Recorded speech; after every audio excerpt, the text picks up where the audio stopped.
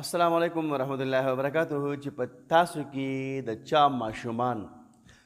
شرارتي او زد زیات کوي خبره نه مانی او مور پلار ورته روزانه بس خیرې کوي او الله دې میراث کو الله دې داسې کو داسې کا نو ای مور پلار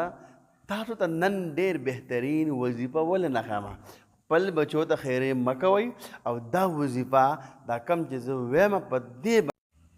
دې لپاره داسې عمل وکړئ هغه عمل دا دی هېڅ ټینشن مه کوئ دا عمل شروع کړئ د قرآن مجید یو صورت دی هغه په 10مه سپاره کې دی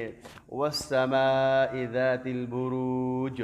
والیوم الموعود دا صورت په ټول چې کله ماشوم د ماخوتنې اوده کېږي که دا غټ ماشوم دی او که ورکوټه ماشوم دی د هغې دپاره تاسو دا وظیفه دا صورت دا تاسو یوه هفته وکئ انشاءالله العزیز تاسو ماشوم به بالکل زد نه کوي بیا به تابعدار جوړ شي نه به بیا په کور کې تاسو ته کنځلې کوي نه به تاسو ته وران نومونه وایي نه به د نه بیا څه غواړي بالکل تابعدار به جوړ شي ښه جي دا به 3 پیرې وایي چې کله ماشوم اوده وي دغه ټایم کې به تاسو دا صورت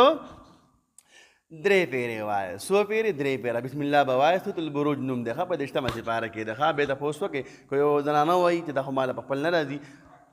مثال کې یو زنانه یا نارینه چې بهایي مولوي صاحب تا خو دا صورت موږ ته دومره غټ وي دا خو څوک نشي یادولی په کور کې به خامخا څوک موجود وي ښه جي هغه به ورته وایي په دې باندې تاسو انشاءالله العزیز عمل وکړئ انشاءالله العزیز د جنګ جګړو نه به په امن کې شئ دغه انشاءالله دغه ماشوم به تاسو ته الله صالح و دینداره به لوی کړي ښه ملګرو پوه شوئ د هغې نه وروسته به بیا